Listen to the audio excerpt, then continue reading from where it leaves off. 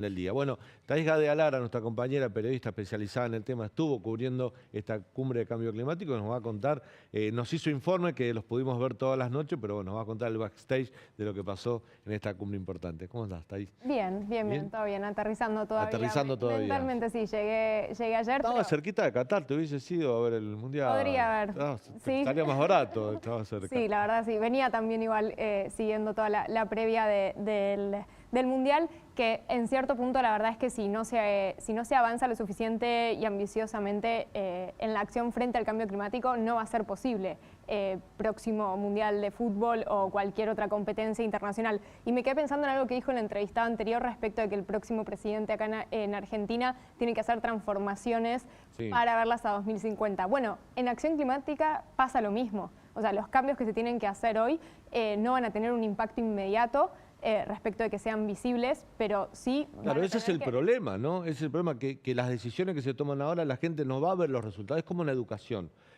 Todas las decisiones que se toman para mejorar la calidad educativa no tienen impacto inmediato. Eso hay que esperar algún tiempo. Y a veces eso no paga políticamente, ¿no? No, y dentro de lo que es el marco de lo que es las negociaciones climáticas, que es justamente lo que ocurrió, ¿no?, como evento anual más importante, que es la COP, y que en este caso fue la edición número 27 que se celebró en Sharm el Sheikh en Egipto, había muchos titulares respecto de, bueno, si había sido un fracaso por un lado o si había sido un éxito por otro. Y la verdad es que después de que los países llegaron a consenso con el Acuerdo de París en 2015, no está bien hablar ni de éxito o fracaso, sino más bien de si hubo avances o no hubo avances o cuáles son los desafíos, porque en verdad de lo que se trata es, una vez que tuvimos el consenso en el Acuerdo de París era el qué, y ahora en lo que se está trabajando año a año es en cómo implementar el Acuerdo de París, cómo implementarlo de manera más ambiciosa y también de controlar ese cumplimiento. Entonces, si te tendría que decir, bueno, ¿cuáles fueron los dos grandes resultados que dejó la COP?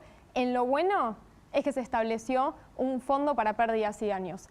Viste que yo en los reportes diarios mencionaba muchísimo esto de pérdidas y daños o loss and damage en inglés, y que tiene que ver con la tercera pata de la acción climática y un poco el resultado de la inacción. Pérdidas y daños que te dejan, por ejemplo, la sequía, las inundaciones. Exacto, ¿no? Exacto. Vos tenés, en la acción climática tenés primero lo que es mitigación, que es reducción de emisiones. Después tenés adaptación a los impactos del cambio climático ya presentes. Bueno, como no hemos reducido todavía lo suficiente las emisiones, no nos estamos adaptando bien o lo necesario, tenemos ahí las pérdidas y los daños. Una inundación, una sequía, ¿cómo impacta? Termina dejando daños en la infraestructura, termina también afectando la salud física y mental, tu subsistencia económica, si se vio afectada tu actividad económica. Entonces, ¿cómo llegaron los países en desarrollo, todo el sur global, a Sharm el Sheikh, pidiendo que se establezca un mecanismo de financiamiento para pérdidas y daños? Básicamente lo que querían era recursos económicos para poder responder a pérdidas y daños, porque son los países que menos contribuyen al problema y que más se ven afectados. Bueno, fueron 2 semanas en las cuales los países... ¿Quién va a poner la plata? Eso todavía no se resolvió, no se va a resolver, pero era uno de los motivos por los cuales algunos países desarrollados, como la Unión Europea, como Estados Unidos, no querían avanzar con esto, porque ahí, ¿qué es lo que dicen? Para país en desarrollo, me estás hablando en el caso del grupo de negociación de G77 más China. China entra en la categoría de país en desarrollo, pero es al mismo tiempo hoy el país más emisor. Entonces, ¿qué es lo que están pidiendo algunos países de la Unión Europea y Estados Unidos? Que China también entre como uno de los países que tenga que aportar dinero. Ahora bien, lo que se estableció en esta COP es eso, es que se establecen nuevos arreglos financieros para pérdidas y daños y un fondo para pérdidas y daños. ¿Quién va a poner la plata? ¿Cuáles van a ser las fuentes de financiamiento? Y también a quién va a ir, porque ahí hay un tema en sí, todos los países en desarrollo son considerados, ¿no?, con la misma igualdad o en la misma categoría de vulnerabilidad. Eso se va a trabajar de aquí a la próxima COP a través de un comité. India entraría también en esa categoría. Exacto. India también. Y es un país emisor también. Está dentro de los 5 países más emisores, pero quizás a diferencia de China es uno de los países que sí necesita muchísima ayuda para poder transicionar, por ejemplo, para poder salir del carbón. Entonces, eso por un lado fue un logro de los países en desarrollo, y algo, déjame decirte, yo hace 9 años que cubro negociaciones climáticas, es la primera vez que veo al sur global unido y que logra mantenerse unido hasta el final, porque generalmente lo que ocurre es que, bueno, pero si me dan esto, ya está, me voy contento, así que dejo la pelea colectiva, y acá se mantuvieron hasta el final y por eso este resultado se logró. Ahora bien, ¿Cuál fue la parte, digamos, negativa que dejó la conferencia climática? Que no hubo avances en lo que tiene que ver con aumentar la ambición en mitigación, es decir, en la reducción de emisiones. Si todos los países cumplen con los compromisos que anunciaron, estamos en un calentamiento de 2,5 grados. Y la ciencia nos dice que tenemos que ir a 1,5. Entonces, estamos muy lejos de eso, aun si los países cumplen con lo que prometieron, y por eso es que tienen que aumentar la ambición de sus compromisos. Bueno, esta COP no dejó nada, digamos, nuevo ni de mejora en ese aspecto, lo cual hace que, por un lado, el Fondo para Pérdidas y Daños está tratando de dar una respuesta a los efectos, pero seguimos sin actuar lo suficiente y ambiciosamente, ¿no?, frente a las causas. Entonces, si no reducimos las emisiones, va a haber un punto en el que no va a haber fondo que resista para poder responder a las pérdidas y los daños. ¿Y no hay un doble discurso ahí de los países desarrollados que todo el tiempo tienen el discurso ambiental en agenda? Incluso, por ejemplo, el caso de Francia, Macron, que no quiso aprobar el acuerdo con el Mercosur, diciendo que Bolsonaro justamente... No había firmado el Acuerdo de París. No había firmado el Acuerdo de París y estaba generando un daño al ecosistema en el Amazonas. Pero por otro lado, cuando se reúnen en la COP y hay que poner la plata, no la ponen para esos países en desarrollo. ¿No hay un doble discurso también de los países desarrollados?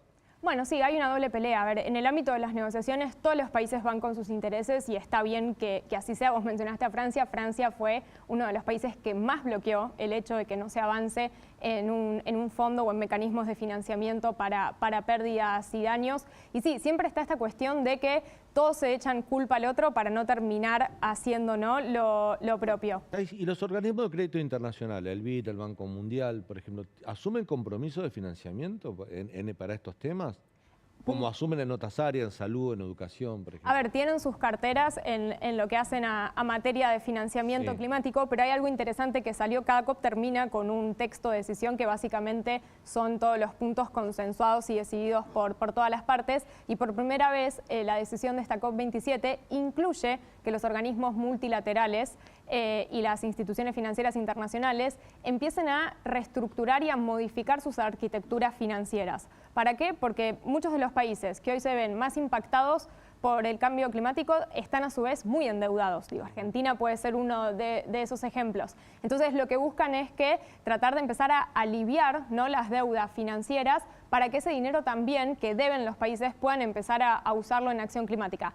Un posible mecanismo o instrumento podría ser lo que ya se ha mencionado, Alberto Fernández lo ha pedido en algunos discursos, que es esto del canje de deuda por acción climática, que es algo que yo estuve de hecho en la COP en un evento donde se habló sobre el tema con distintos panelistas. Es como que suena todo muy bonito, después en la práctica es muy difícil. Te contaba que hay un antecedente en la UNESCO de París del 2004, que se planteó canje de deuda por inversión educativa para los países endeudados, países subdesarrollados, y todo el mundo aplaudió, pero fue un título periodístico. Después nadie te perdona una deuda, porque también es muy difícil de comprobar que realmente esa inversión se esté haciendo. Y además porque los países acreedores o los organismos acreedores no están muy interesados, por ejemplo, digo, arreglate vos con la educación, tenés tu propio presupuesto, porque yo te voy a financiar ese desarrollo. Bueno, ahí está, incluso en esto del doble discurso, cuánto hay de querer avanzar solo en acción climática en mi territorio y no en otro, ¿no? Mucho Claro. de lo que también se puso, que la sociedad civil criticó en la COP, es esto de cómo algunos países desarrollados continúan invirtiendo la explotación de combustibles fósiles en países en desarrollo, por ejemplo, en territorio africano, que es donde se realizaba esta conferencia.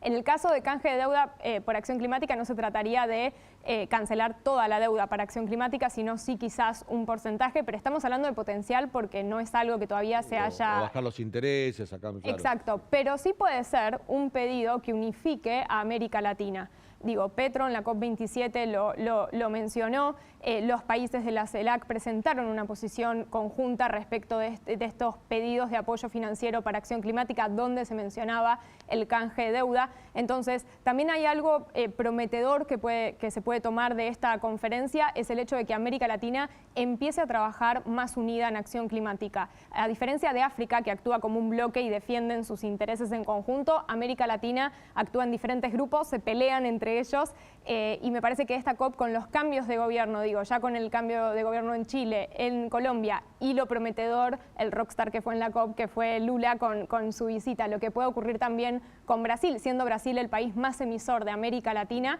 creo que ahí puede haber una oportunidad y que América Latina necesita que la acción climática sea esa agenda común, ¿no? Para poder trabajar y también para fortalecerse frente a los intereses de otros actores. La presencia de los líderes políticos habla de su compromiso, ¿no? Que Lula haya estado también es una señal.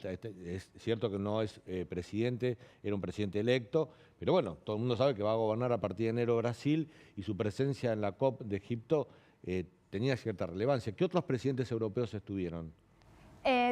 Presidentes, sí, como vos mencionás, a ver, de América Latina, Lula en este caso no era un presidente que estuviera... Presidente electo, claro. Claro, electo, con lo cual él no pudo participar en la plenaria oficial, sino que participó en otros eventos. De América Latina, que estuvieran como presidente en curso, participó Nicolás Maduro y Gustavo Petro.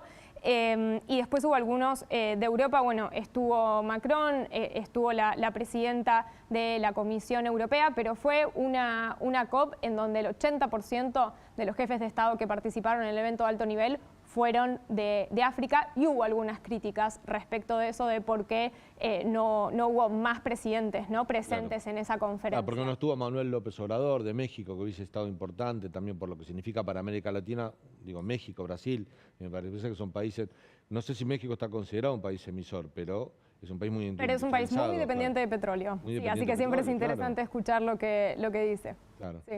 Bueno, Thais, qué gusto, la verdad que gusto tenerte en el programa, que nos traigas estos temas que bueno, para nosotros a veces son tan ajenos, pero una especialista como vos que lo lleva tan bien. Por favor, gracias. Vamos a ir a la última tanda.